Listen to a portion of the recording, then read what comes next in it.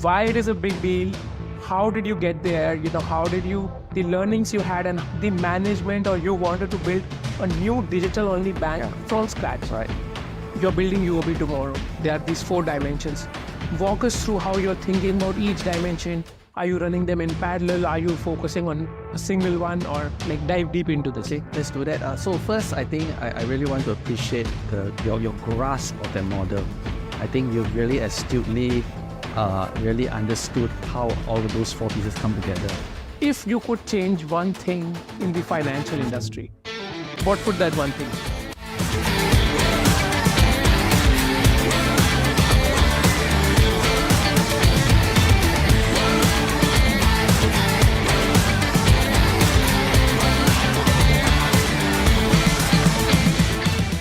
Hi, welcome to the last episode of Season 2 of Vantage Point by Dennis. I know we have dragged ourselves through 14 months and it has taken us that long to finish this season.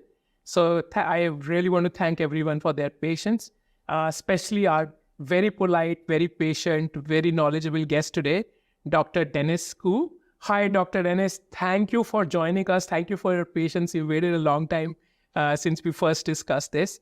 And so why we have you in this show today is, apart from the amazing work you have done, you also gave ASEAN its first digital-only bank, Right. which is called Tomorrow, right? So we really want to deep dive into that part. And, for those who don't know, Tomorrow was part of UOB, and it was the first digital-only bank in ASEAN, which is a very, very big deal. So we are going to find out why it is a big deal, how did you get there, the learnings you had and how you're taking those learnings and now enabling next generation of leaders, right? So very, very packed episode. Let me just ask you the difficult questions first. Sure. Tomorrow launched in 2019 in Thailand, if my memory serves me. That's correct. Yeah. So that means you would have started 3 to 4 years before. Yes. So 2015. In fact, we started the very first day I was on the job was January the 2nd of 2017. Oh, wow. So I gave up my consumer head job to build a bank from scratch in Thailand and Indonesia. Oh, so amazing. So basically we are taking you 7 years back in time. Now, in 2017, banking was working pretty well. Yes. Singapore digital banks, digital offering of banks is pretty good. You really don't complain about anything when you go into an app. Walk us through why the management or you wanted to build a new digital-only bank from scratch. Right. So take us back in time to 2017. So there's three key reasons, right? The first was, I think in 2017, the pressure for incumbents, especially banks, to react to what was happening in fintech was growing. And therefore, the board felt it was necessary to really look at how we were going to leverage digital. And that was one of the key forces at play. The push to build something digital, especially a digital bank, and I can't take credit from that. It was really the then group retail head, Francis Lee, who has since retired. He was a big proponent. And I think there are probably 2 key reasons and more for why he felt it was very important. I think the first was that if you look at UOB then and still now, right? UOB you could say in a way it's the true ASEAN bank, because during the Asian financial crisis, UOB had purchased banks under distress in Thailand, Indonesia, and today UOB has fully owned subsidiaries in almost every single ASEAN country. But it has been difficult to expand in the retail business. Obviously, country regulators have 2 functions, right? One is to regulate, the other is to promote. And the promotion part is generally about ensuring that you have very strong local banks that you can rely on in terms of crisis. Yep. And therefore, it has always been harder to expand outside your home country because of certain restrictions that may be put on foreign banks. So if you look at it from that perspective, UOB is one of the big 3 here. and very large in Malaysia as well, Yep. Largest foreign bank. But outside there, while it has been successful, there's still a lot of room to grow. It's still very small. Yep. So today, of course, EOB is the largest foreign bank in Thailand. But if you compare the largest foreign bank in Thailand to the smallest local bank, there's still a very big gap. Yep. And digital was an opportunity. You are freed from the constraints of branches, which most regulators are probably not prepared to lift. But with that, and also the second reason, a growing new generation of millennials and younger, they are very comfortable not going to the branch, doing everything through the mobile. And so if you combine all three factors, right, the need to defend against a growing threat from then the fintech, which has probably lessened in a couple of recent years because interest rates have gone up, etc. To fulfill the destiny of UOB in terms of its ability to grow in the region, and actually also, of course, justify those investments made in the past.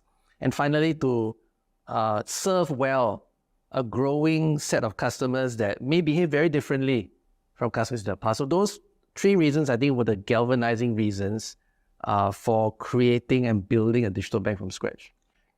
Now, see, this gives us a lot of background on what you guys were thinking, why this was important. The fintech challenge, digitally growing looks more appealing than opening up more branches, the regulatory reasons as well.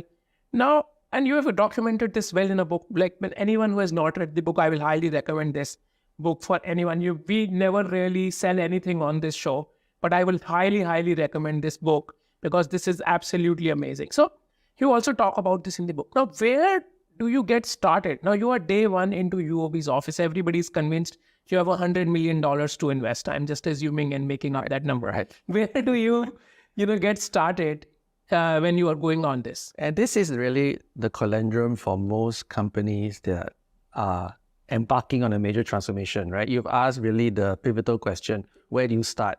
And at the start, we didn't know how much money we had. Okay. We had to propose what we're going to do, and therefore, obviously, the money would follow around what we're going to propose. And it is very complicated, as I've indicated in my playbook and my approach, right? Because do you start with customers, right? That would be the wise thing to do. The wise thing, but most people don't do it, right? But you can start with customers, understand customers very well, but then it may not make money.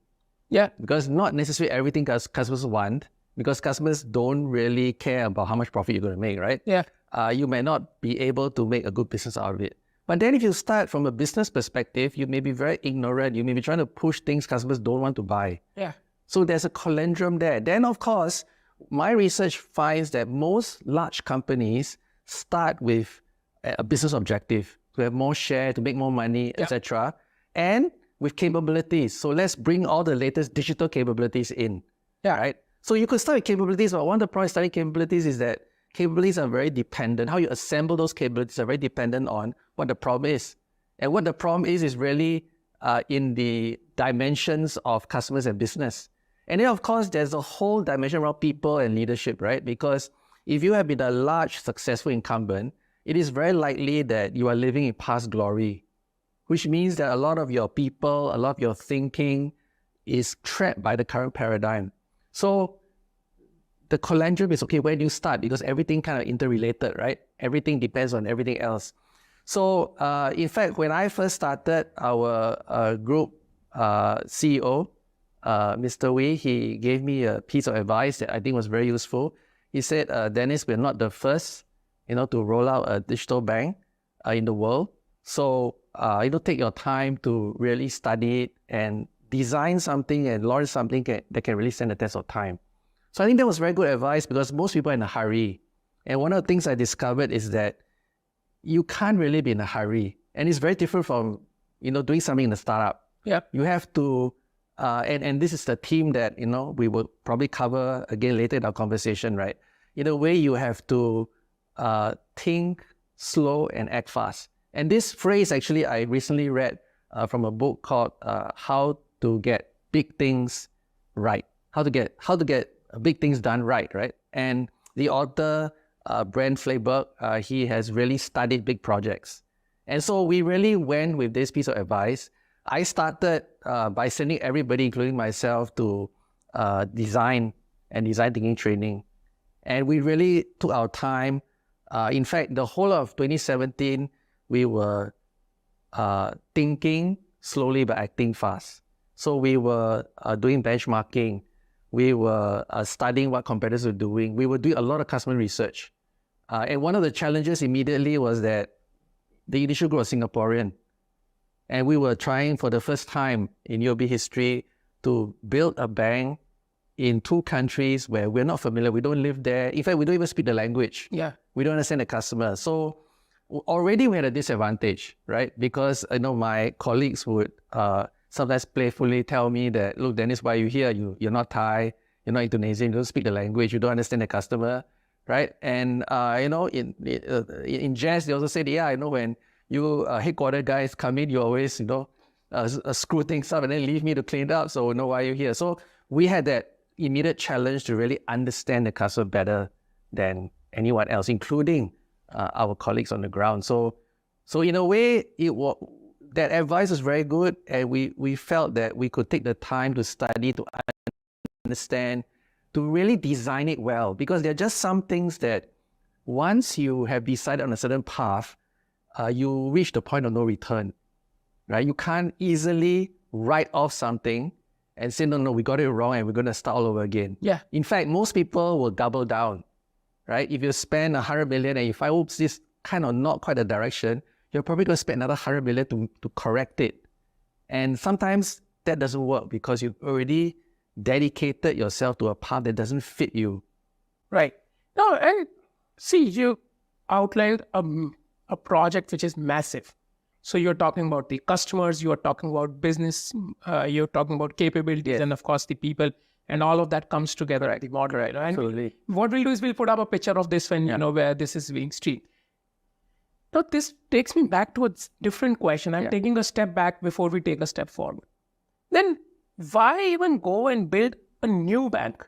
You already had a bank, you had a digital offering. Why not enhance that offering, and which would be less risky, less expensive than going down this path of building something from scratch?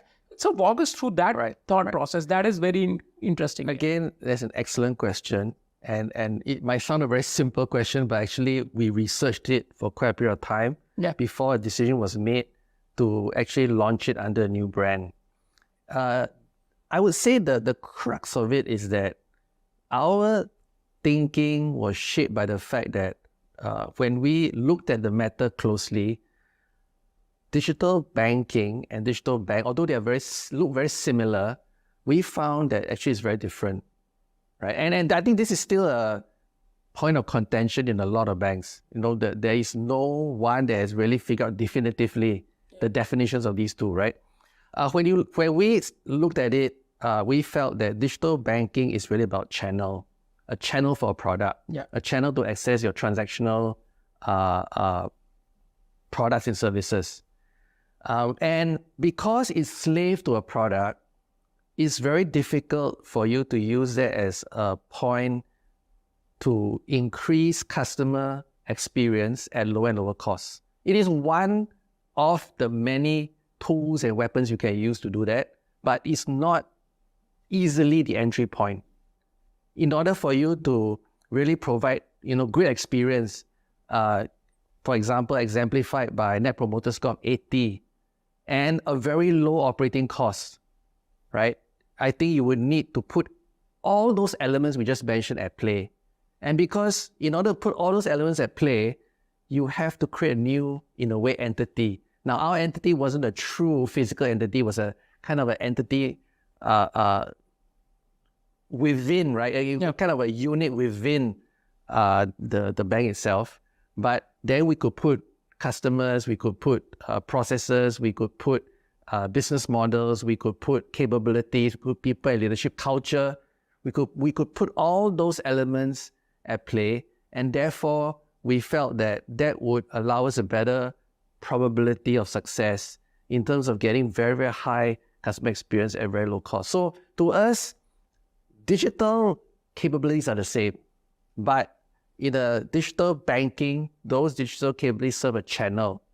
In digital bank, those capabilities serve higher and higher customer experience at lower and lower costs. And especially important, although we were not serving the unbanked, we were serving the young professional and young professional families. If you are serving the unbanked, I don't think there's any other way. Right? Because if you are going to loan $100, not make $100, but loan $100, your cost need to be about $10 or less. Yeah. And therefore, you need to have very low costs. So we didn't set out targeting the unbanked, we were targeting the banked. So in a way, I simplified the problem by not addressing two axes, by simply addressing only one axis, right? How could we get significant advancement in our customer experience? And in fact, this was in a way, our internal goal, right? How do you launch with double or more the Net Promoter Score in the market? And we achieved that. Yep. We achieved that with a lot of struggle. But when we launched in Thailand, we launched at 40 NPS, which was equal to the best and probably double the average. And when we launched in Indonesia, we achieved a 50 NPS, which is again, probably higher than the incumbent.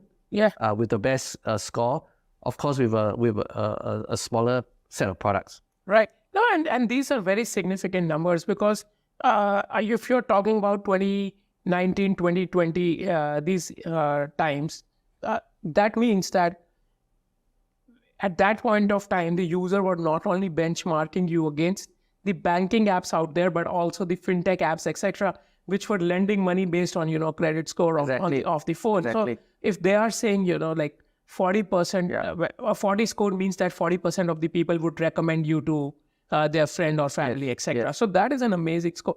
Now, you take a very unique approach to innovation. When I was reading the book, it resonated a lot with me because I'll tell you, I started working for Motorola when I first started, and I was in their patents team. Patents team is like 5-year window into what will come after 5 years, right? Walk us through this, that, how did you even get to this from a banking perspective? Not from an innovation, but a banking perspective. And when you have an essential service in a market that's quite well developed, generally you can't do one thing. There's no one thing going to do that will attract everybody to you. Yeah. So the realization that you're going to have to do, and can you even find 10, 20 things, right? 20 small things, what I call pet peeves, right? For example, today, I won't name the bank, but today, even a bank in Singapore that I use for my company banking, right? When you get the second PIN, it comes in an SMS, but they don't automatically insert the PIN into the app. Yeah. So you got to go to the text, and the PIN is not in the first line, so you can't see it. You got to go into messages itself, click on the particular text, memorize the PIN, and then type it into the app. And you don't get logged out of your app? Well, after a while, people kind of get used to it, right? Yeah. But this is what I call a pet peeve. It's not enough for you to say, no, I'm not going to bank with them anymore, right? But can you find 20 of these things? And therefore, in what I call the experiential quadrant versus the breakthrough quadrant, right? The experiential quadrant, you're really looking at perfecting, finding those 10 or 20 things and then perfecting them by sequencing and really making the experience very, very good. So if you look at it from a broader perspective, then there are really two axes, right? On the vertical axis is there one or two big things I can do? And if there is one or two big things you can do, that's where the whole concept that the audience will be quite familiar with in terms of minimal viable product, that's where it comes in, right? Focus on one of those two of those key things, forget about the rest first. But let's say you have a situation like in banking where you can't do that, then that doesn't apply, right? So the vertical axis is, can one or two big things work? Yes or no, right? It can't, because you need to think of 20 small things, right? If you can find 20 small things. Then on the other axis is really, how easy is it to switch or adopt? A cup of coffee is very easy to switch provider. But banking is hard to switch provider because you've got everything set up. You've got to learn how to use a new app, right? Mobile phones are very hard to switch. The Android users probably don't want to go to Apple. The Apple users don't want to go to Android because there's a whole learning curve behind it. So you've got easy and you've got difficult. Yeah. And banking occupies difficult to switch, but you can't find that one or two big things. So immediately it was obvious to me that what we needed to focus on was really experience. We needed to find those 10 or 20 things to do, right? And that really needs research that really is more about observation than asking. Observing and understanding, because it's not easy to get pet peeves. If you think about it, right, people generally don't remember the pet peeves because they get used to it. And therefore, we are observing and, really doing the research at their homes when they're using the product. You can't really tell those things. So this is the difference in terms of the thinking of really answering the question, right? What kind of transformation or innovation are you really doing? Is it breakthrough? Is it experiential? If you combine the two, then you get something called transformational. It requires both that one or two breakthroughs, as well as you require the focus on how do you get customers to switch. And this is where electric vehicles are, because you need a breakthrough in battery technology, but that's not enough, right? Because it takes 10 minutes to fuel a car, internal combustion engine car, from 0 to full tank, but it might take today still 45 minutes to an hour. And so, and people are very afraid of driving somewhere and then not having the ability to recharge their EV. Yeah, absolutely. So that's transformation. And then finally, one more last quadrant, right? Which is you can't do one big thing, but yet it's very easy to switch. And that's generally what I call the artisan quadrant, right? Because, or in other words, a flip side of saying that is that that's an area where there's insufficient value, right? If you're not artisan, it's very hard to differentiate sufficiently to charge an amount and differentiate yourself so that customers will want. So understanding these four quadrants, whether it's insufficient value, are you in breakthrough, are you experiential, or are you in transformational, is very important because it then governs your entire DNA. And the interesting thing, where I did a conference one, I won't say which country, but all the banks in this country attended, and I really gave them this exercise to do. I had already preempted them that, banking is very difficult to not be in the experiential quadrant. But in the end, all the executives said that there was something transformational. So, sometimes there's also an inherent bias, right? To think that we're doing something breakthrough, we're doing something transformational. And I think that can set you off in the wrong quadrant. And I would say that it is more likely, not impossible, but it's more likely that breakthrough stuff come from startups. That's why big companies often buy startups, because their size, their bureaucracy, right, does not allow them to do that kind of experimentation, innovation anymore. And this quadrant is really helpful. And when you talk about this, it shows deep insight. But I'll tell you, and you're very right, that breakthrough coming from startup. But I think every fintech or every VC should also look at this quadrant. And they should give it to every fintech and exec out there and say, listen, guys, sit down and think where you are in. Yes. And I can tell you, because I am working with, I think, execs all across APAC, from fintechs, FIs, etc. and stuff. I can tell you there will be a lot of fintechs in that artisanal corner where there is very little value add. Yes. And what is happening is growth is being fueled by VC money. Exactly. I agree with you 100%. And this is very important because it gives you clarity. Yeah. It gives you clarity. It allows you to plan for the horizon. Yes. It allows you to really understand, right? What kind of people do I need? What kind of differentiation am I trying to build? And a lot of times people gloss over that and then later find that, oops, that's not where I want to be. That's not where, I can really make a difference. Okay. So what we will do is, if you are a fintech out there and you want access to this quadrant, you comment on this, we will be on LinkedIn Live, YouTube, you comment on this. And if we get enough comments, we will send it out to you. If you have any questions, we will also send those questions back to Dr. Dennis. So and then you can have some inputs from him. We'll leave it up to him to decide who and, when he gets in touch with you. But we will do that. And I genuinely believe whatever you are building out there, have a look at this quadrant, because this is amazing.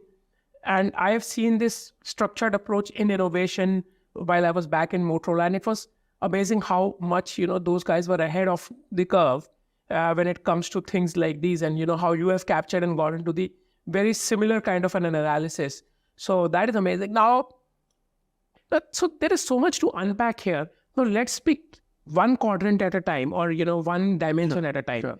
and let's walk the audience through that dimension with respect to tomorrow. Sure. So which dimension would you like to start? So let's start with customers, right? Yeah. We know that actually one of the interesting things about studying in Thailand is that, and probably we didn't understand this as Singaporean, as the initial Singaporean team in the beginning, right? Well, actually, Thailand has very, very high standards. Very high standards when it comes to digital banking. I would say that the top banks there probably have the highest standards when we were setting out to do what we were doing in tomorrow. And therefore, in Thailand, almost everyone uses Line, right? Yes. From the executive to the farmer. And therefore, they're very used to very high ease of use. Actually, even higher ease of use expectations than in Singapore. Oh, wow. And therefore, one of the things was, okay, how do we do something that will be very easy to use? It is very different to just tell your entire team, build me something easy to use, because that's a very fuzzy direction. Yeah, absolutely. So the insight we discovered after many, many rounds of looking at competitors, benchmarking, studying, research, right, was that actually, if you think about it, menus are the way the designer controls how he wants you to navigate. Yes. Right?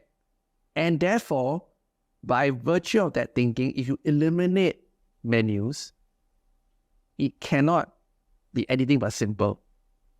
So that was the insight we discovered. And you might think, well, it's quite simple, quite straightforward. But that's the thing about insights, right? They are, when you discover them, they seem very self-evident, but yet very profound and powerful. Yeah. And when we did that, that became the mantra, right? Basically, I told the team to, okay, let's eliminate all menus. What in reality we were doing was eliminating first level menus. And actually, we actually clustered everything only into one comment, like settings, right, would be in the menu. But everything else became iconic. Yeah. Right? So funds transfer options were iconic. Yeah. And the interesting thing here is that what happened with this insight was that it brought us actually in the same trajectory as the Thai industry, because the Thai industry, I think pioneered by K-Bank, had already gone iconic. Yes. For example, all their payees are icons. And I will tell you one more very interesting insight, right? Because we had to set a cutoff for launch, and we actually made an error in that we set up the cutoff for launch where we say, okay, everything will be iconic, but the drop-down menus will still be there, and we'll fix them after. And that very simple act of using drop-down, because they're not used to using drop-down. Like, banks here use drop-down, right, in Singapore. But in Thailand, it's all iconic. And that caused a lot of problems. After launch, the users were saying that was very hard to use. And when we asked them why, right, one of them was because it's not iconic, it's drop-down. And so you can see how these small details are so important. Okay. And therefore, after launch, we actually spent quite a bit of effort to fix it. And our NPS actually went up from negative, I think it was -6 or -10 to 40. Oh, wow. Among many other things that we, Of course, had to also work on. So this is really something powerful, right? That actually drove the creation of the way the tomorrow navigation was set up. And if you don't discover any insight, and very often when I ask clients, right, what insight have you discovered, they can't answer the question. Then it's very likely what you're going to do isn't going to be very different. And that's a kind of a warning sign for you. And the difficulty of insight is that it's not yet, we have not found an approach that you can scientifically say that, well, if you follow this formula, you're going to find it. No silver bullet. No silver bullet. Because some of it is that, look, it's already been done, right? Some of it is you haven't asked the right question, right? Some of it is, okay, you need to take a totally different perspective. Forget about making money. Understand the problem better first. And the problem may be an adjacency to what you offer currently, right? Not exactly what you're chartered to do. Then, what kind of decisions are you going to make in terms of your mission? So all those things come into play. Right. Okay, now, so we have looked into the customer dimension. This was a really good insight, because I was also thinking while you were talking through this, I might have seemed a little lost. You can see it now, the audience, because the focus is on you. It's because I was thinking through this, that if you look at all the old UI, it was like, you go through menus, and now I think iconification of everything is happening, which is a much easier, much more mobile-led user experience to, experience. So I was just thinking through that, and I was like, yeah, that makes a lot more sense. And I'm sure, like, it was, it was a discovery process. Well, in hindsight, it's self-evident, right? Yeah. One of the problems with the transformation is that this is one of 1,000 things you need to do. Yeah, exactly. And this is one of 1,000 things that you must get right. Right? So that's the complication, right? All these things in the mix and they're all swirling around. Right. So now you had set the levers of the customer dimension well, and we'll put this up there. There's a very beautiful representation that you have built. Now let's come to the business representation, the business dimension. What was happening there when you were at the UOB? Well, the elephant in the room really is the path to profit, right?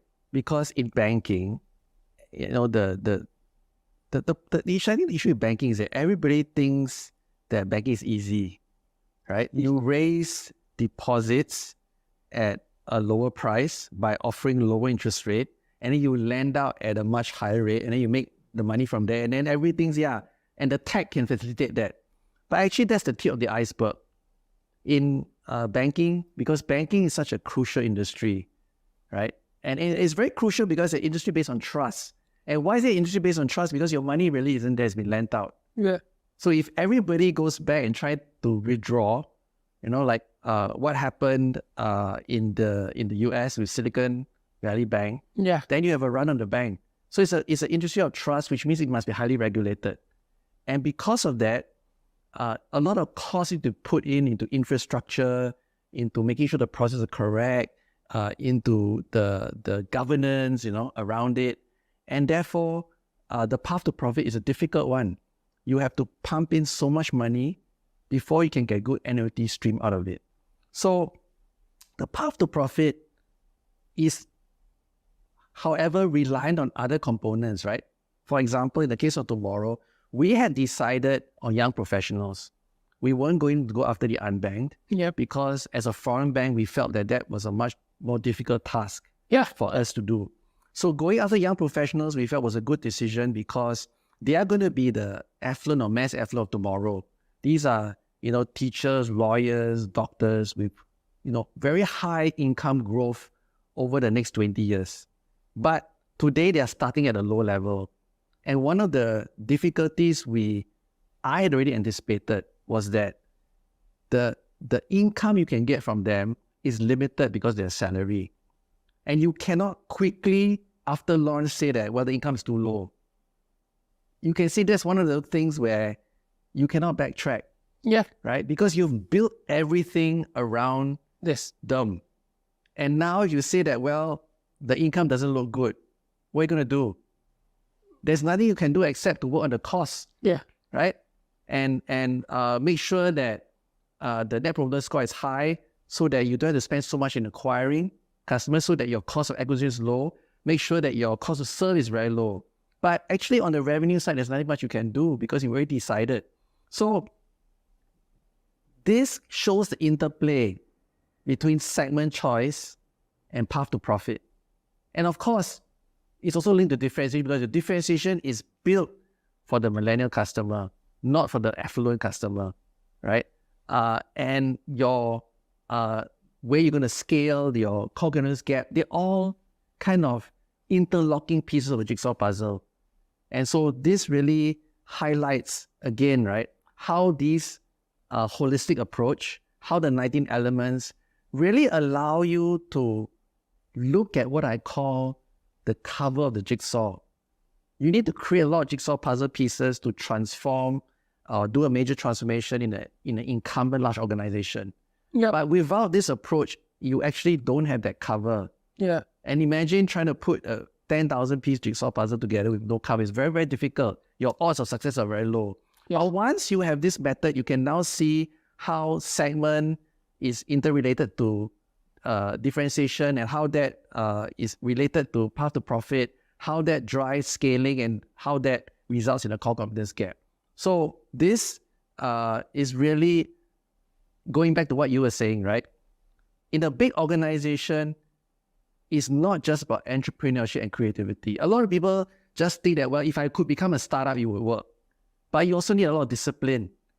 And this actually combines creativity and discipline together so that you develop both.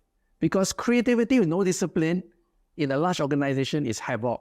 Yeah. Of course, a lot of discipline, no creativity, you're not going to do anything new. Yeah. So you need both. It is a very insightful discussion. Sorry. At one side, I listen to what you're saying, and it seems so obvious, not to take anything away from you, that people should be thinking in this direction. And at the other side, and not to take anything away from people, is how can you be so ignorant? Because this seems so simple, but yet it seems so sparsely adopted, So that is why you see me, get a little bit lost, we cut out that footage, we don't want people to see that. But now, we have done that whole customer dimension, we have done the business dimension. Obviously, one of these sticky points would have been, you wouldn't have all the skill sets that you require within the organization. And, that is never an easy conversation inside. So, and you also talk about this concept of having a software shop, code to execution, I think you call that, a shop within the organization. Now, walk us through this whole people dimension, because this is where it makes or breaks. If you ask me, you can have a good insight, you can have a path to profitability, but the incumbents struggle with this whole people challenge, because you have these tons of people who are who are very comfortable with the way of doing things. I've run into this more times than I would like to admit. And then, they don't want to change, etc. So talk us through this, because this is going to be a very, very interesting segment for us. So interestingly, in capabilities, our thinking was that the initial part of it is more important for you to understand how to design and what are the new methodologies required to build that code to concept to code factory, which I call the software factory, right? Which is really about taking design thinking, Lean Six Sigma, and agile software development and creating a factory out of it, right? And that's important because in a large organization, you often find that design is in business, process is everywhere in a company, and there's very few companies have a chief process unit, right? And then agile software development is obviously in the CIO, CTO kind of domain, and these are often implemented as silos. And what you really need, because every large company, what they're trying to do is really go from concept to code, is really produce this as a factory where one process, one part of it fits another. And so when you perfect this, then it's very much easier for you to go from ideas to code. But this is different from the back end, right? In the back end, you either have that function or you don't have that function. And if you need to replace the back end, that's very different from concept to code, which is more about the front end. So getting this right is very important, right? But to understand the foundations of this, you need to figure out the first two elements, which is design and methodology, right? The whole concept around design, why design is important, and combining design thinking, Lean Six Sigma, and agile software development into a factory. Actually, once you have done that, I don't think that if you really know IT, the IT is very difficult. The difficulty is in integration. I wouldn't subscribe to a bank trying to create their software unless it's really that glue between two products that's missing. Because frankly, banks are not software companies with a license. And anybody who thinks that probably has backed off from it already. Because banks really do one project after another, and they move so many projects, they actually don't document the projects well. They're not a product company. They don't have a product pipeline, right? So how can they succeed doing products well? And then data, banks got a lot of data, but frankly, data is the dirty part. Data is often not clean. It's often all over the place. There's often no lineage. You cannot actually take this piece of data and link it back to a higher order element like customer or entity, right? So actually, my finding is that with today so many startups offering so many solutions, right? You can find someone to solve the problem, but what problem are you solving? If you don't know what problem you're solving, then you're just gonna, in a way, implement the buzzwords. Oh, it's AI, it's blockchain, it's this, it's that, right? But when you actually get out what problem you're solving, and the problem is connected to the actual capability you need, right? problem A need to be solved by a collection of solutions that are uniquely put together in a certain way that's different from B. And a good example I can give you is that when we were looking at how we're going to differentiate using data, we had two paths we could take. We could go down the path of geolocation offers. We could go down the path of taking our transactional data and making sense of it. Yeah. And we decided on the latter, right? And you can see how it's connected. You can't really go for your capabilities first without deciding what is the customer problem and does it make money, right? So this is critical. And then, of course, then understanding your ecosystem and understanding what new capabilities you need, right? Complete the capabilities piece. In talent, I think it's also a question of being very clear about your mission and vision so that you can attract others. And what we were trying to do was become the world's most proactive digital bank. How are we going to do that? 3 layers, right? The first layer is really about, can you do transactional banking so simple, so intuitive, like it's never been done before? And that's so basic, but because it's a collection of 20 small things and not one big thing, right?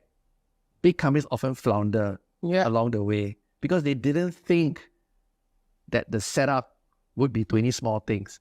And when you set up to do 20 small things, you need to be very, in a way, particular, very fussy about detail.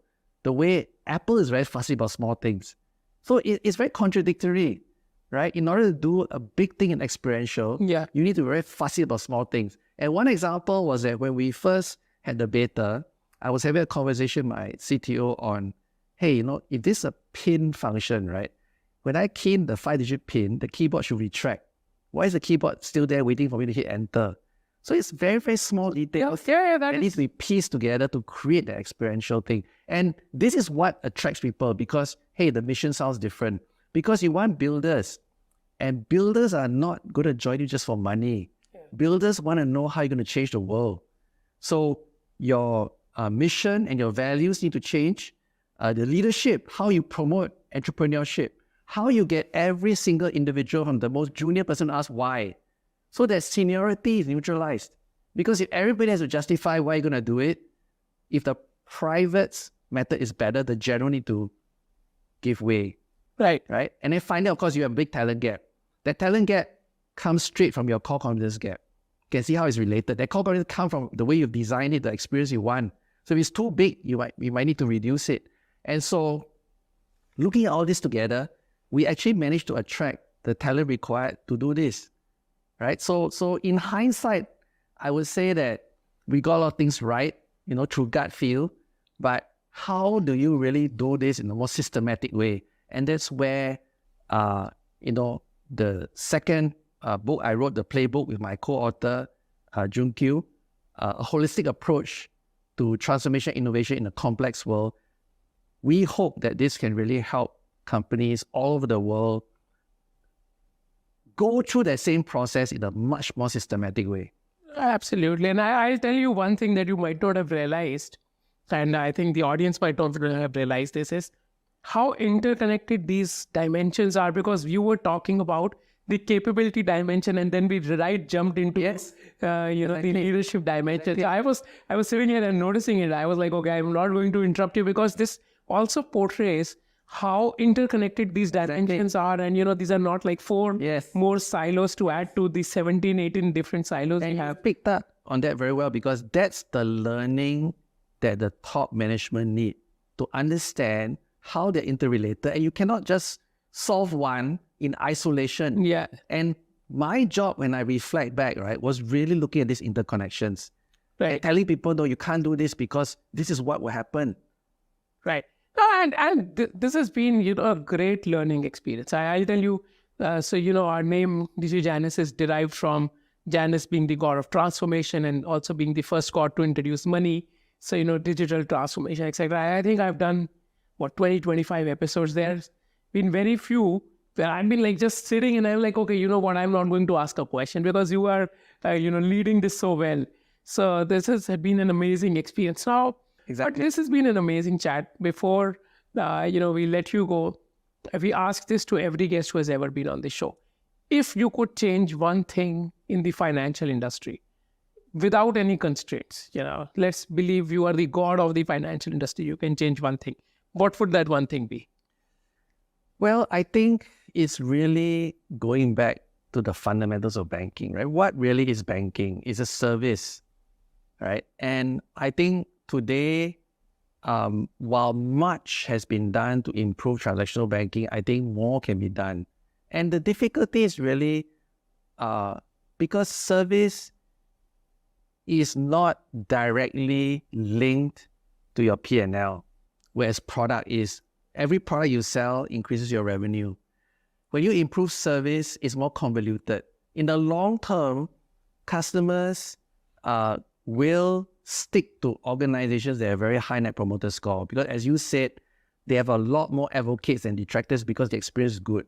So I think if I can change one thing in the financial service industry, it would be to go back to providing great service and to do product and service very well together.